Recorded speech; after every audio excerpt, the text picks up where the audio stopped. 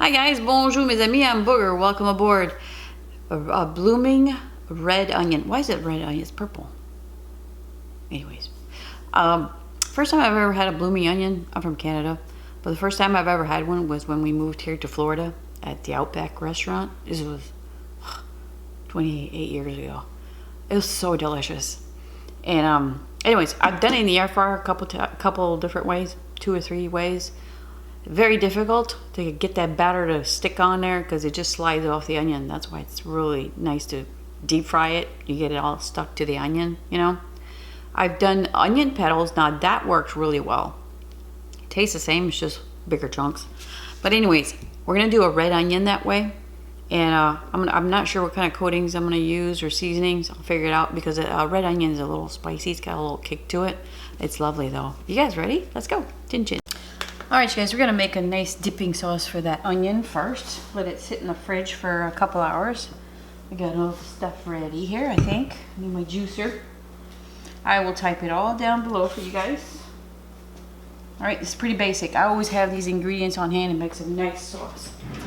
It's kind of like a remoulade a little bit, you know what I'm saying? All right, so here I have 3/4 cups of mayo. I use Duke's mayo, of course. It's the best mayo. All right. And this is 1/4 cup of ketchup.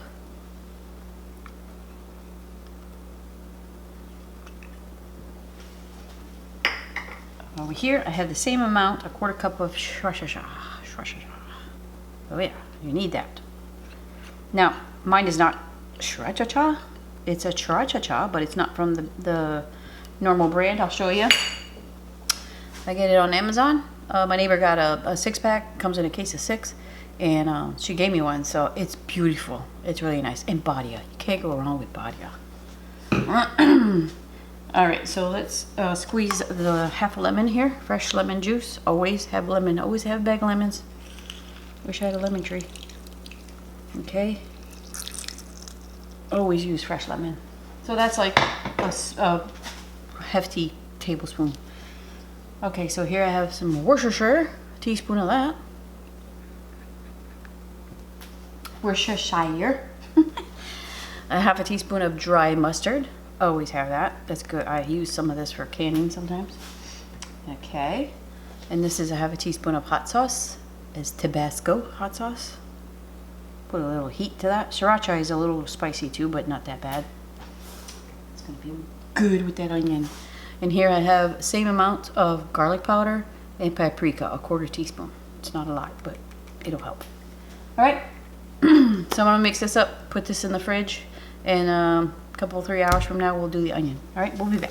All right, you guys. So I'm gonna follow the technique that I used for the cauliflower because it doesn't have like a chicken coating, you know, skin and stuff like that. I had to create a coating per se so the batter would stick on there. And also I decided to use Panko breadcrumbs. I haven't done a blooming onion with Panko, and I think it will go well with the red onion. All right, so I will type this down below as well. In here I have 1/4 cup of flour, plain flour, and 1/4 cup of cornstarch. And here's a teaspoon of garlic powder. 1 large egg, and 4 tablespoons of Sriracha. All right. Not Sriracha, milk. I had this right there next to it. So I'm gonna put a little, probably I don't know, tablespoon of that. Okay.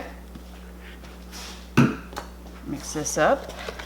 So we got our paste, our fake skin, okay? Because the blooming onions that I did, it was really hard to get the batter to stick to it because it just slides off the onion. So this is what I was thinking. And I want the consistency of paste. I may add some more milk. I'm not sure. I don't think so. I think that's going to stick pretty good. I'm going to put 1 more tablespoon of milk to that. I'll be right back. So it's 5 tablespoons of milk. Look, see, when it can drip a little bit like that. That's going to be nice. All right, so put that aside and let's do this part, okay? So I took the skin off of there. Which knife should I use? Go my knife. Go my. Alright, so I took the skin off there. And this I trimmed, gave it a haircut. See? Slowly trim away. You need that part. Leave that on there. Don't cut that whole piece off there. So it sits up straight like that. Okay? So of course I didn't touch the top part of it. It's a pretty large onion. Alright. Okay, so let's cut this part off about an inch. Beautiful. Alright, so here you go. You turn it upside down. So you got the stem there. So we're gonna go, I have, in my other video, I'll put a link at the end. I have, I think, 2 or 3 bloomin' onion videos. One of them I experiment with Bisquick pancake mixture. That was pretty good. It's a thick batter though. And I think I have 3. I don't know. I'll put the links at the end of the video, okay? So I'm gonna go across, just straight across from each other, and do some petals in between, okay? Don't go all the way. Now when you're cutting, you go a little bit on the outside of the stem and you go inward so it goes right to the center, okay?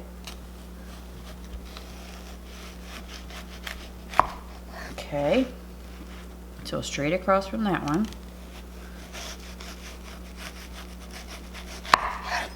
Okay, so now we got 2 here, and I'm gonna go halfway the other side.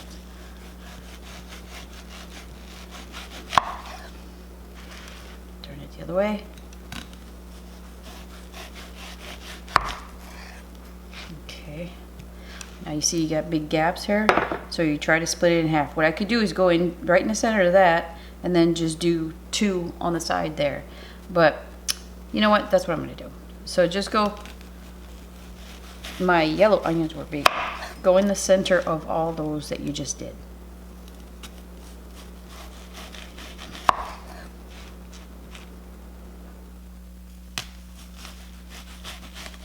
Okay, did I get this one? No, I didn't get this one. Okay,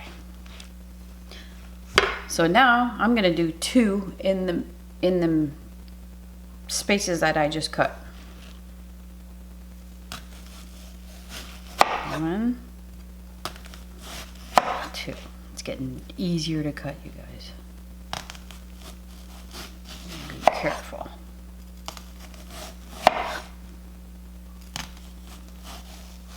It's pretty cool because it's got like grooves that you can follow, lines. So that's pretty neat. Didn't get that with the whatchamacallit, yellow onion. I think it was a Vidalia. Anyways, freaking Sam's Club has the best onions. Yellow onions. I get a big bag. I think it's like 10 pounds or something. And that's what I use for my onion powder. I dehydrated onions and made my own onion powder. Ooh, girl. See, this one's smaller, so I'm just going to cut in between that one.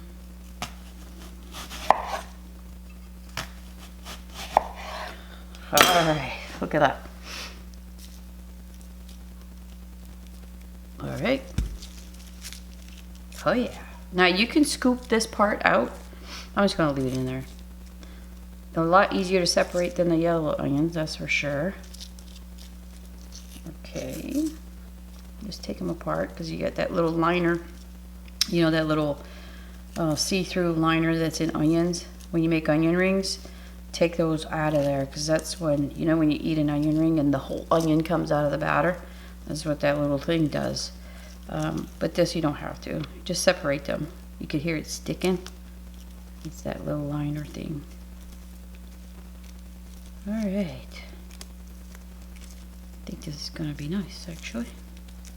I've seen some people soak it in ice water to help it bloom out, but I don't think that works, but whatever.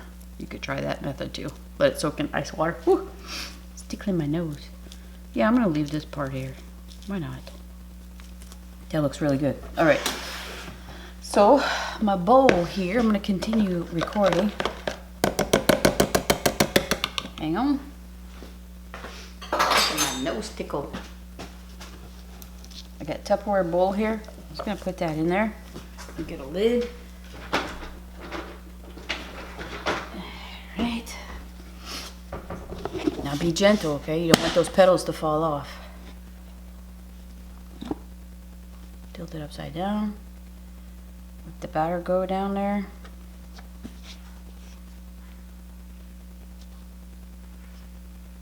I'm gonna leave that for a couple of minutes so it goes all the way to the bottom, and I'll get my other stuff. Alright, you guys, it's all the way down the bottom.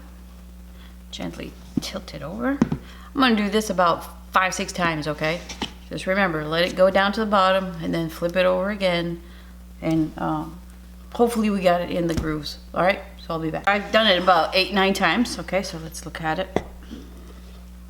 Oh, it looks good, but the petals have closed up, so that's why I got a bowl on the side there. I figured that was going to happen.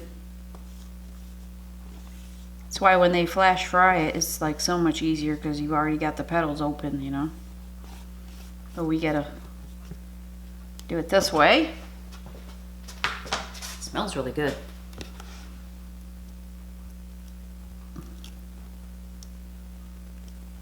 Let me separate some of these a little bit here.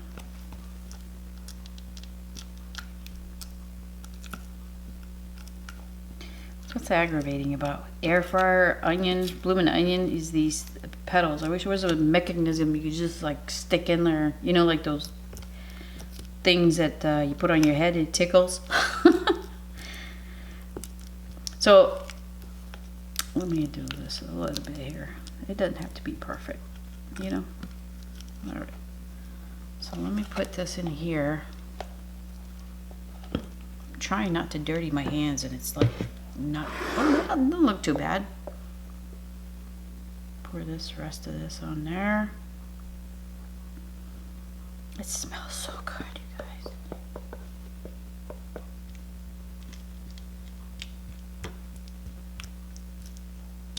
Maybe the panko will help separate these petals too.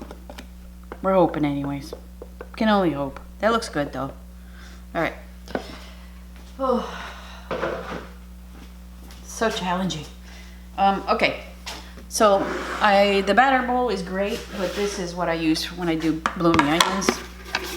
It's from Cajun Flip and Fry. They still sell it, I do believe. It's really good. It's really nice. When I couldn't get my Batter Pro one from Bass Pro, that's when I bought this one. So I'm using this kind of panko if anybody cares. Panko is like more coarse, you know, really nice. So let me put this on the bottom, like half the bag.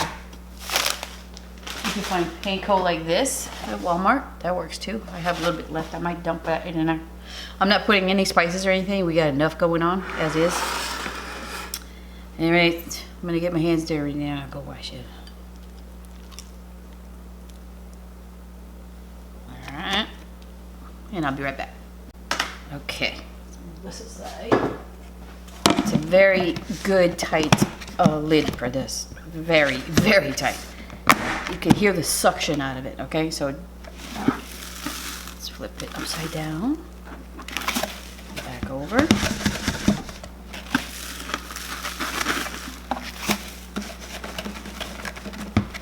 I hope this works. I'm sure it's gonna be good regardless. You gotta be gentle though with the onion. You can't just shake it like vigorously. Let me check it out. Oh, I'm telling you. I'm telling you, nothing comes out of there. Oh, that doesn't look too bad. Doesn't look too bad, but it could be better. It's sticking pretty good. Separate this a little bit here. What's it look like in there? Oh, I got plenty of breadcrumbs. All right, so just open them up a little bit. I still got the batter on there, so that's nice. All right. So I'm gonna do this 3-4 times, 5-6 times, whatever, and I'll be back. Let's see. Oh, Lord. Oh yeah, look at that. All right, here we go. Jesus, the easy part. Let me scooch out for a little bit here. This is a Rapid Crisp Air Fryer by DeLonghi, okay, 5 quart. And look at that donut. It's got a bottom burner, so I don't have to flip nothing over. Okay, so I'm gonna spray a little bit of olive oil on the bottom of this. And it done the Evo sprayer, always listed down below. All right, major surgery here.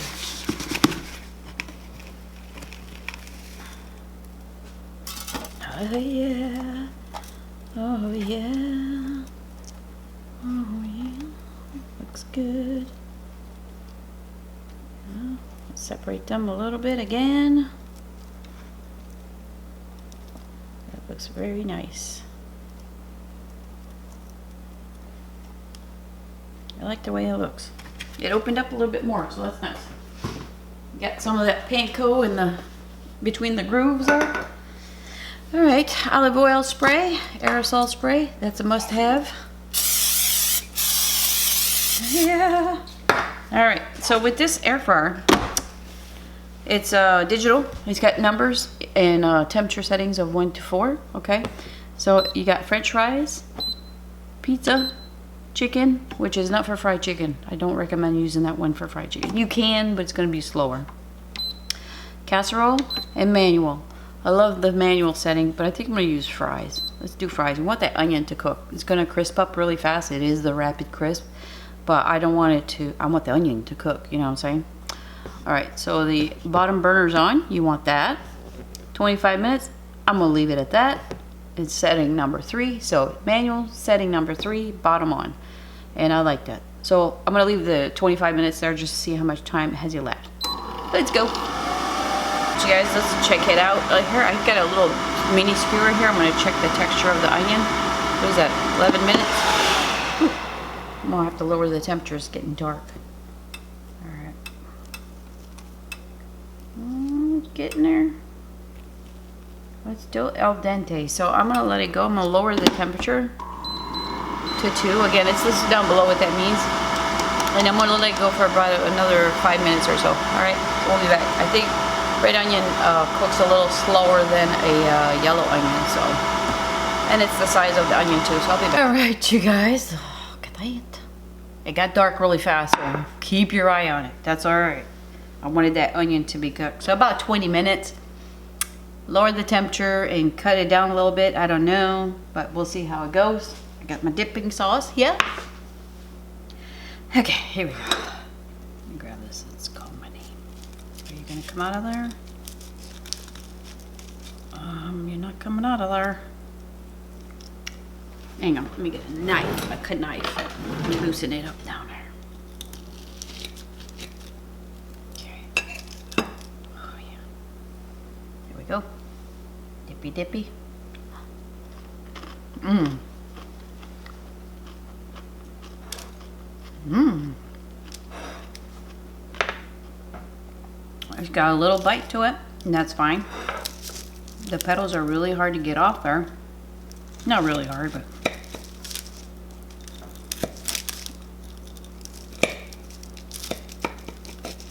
all right. We got like 3 or 4 in there. Mmm. It's hot. Mmm. Mmm. Mmm. Mmm. You know what? That's good.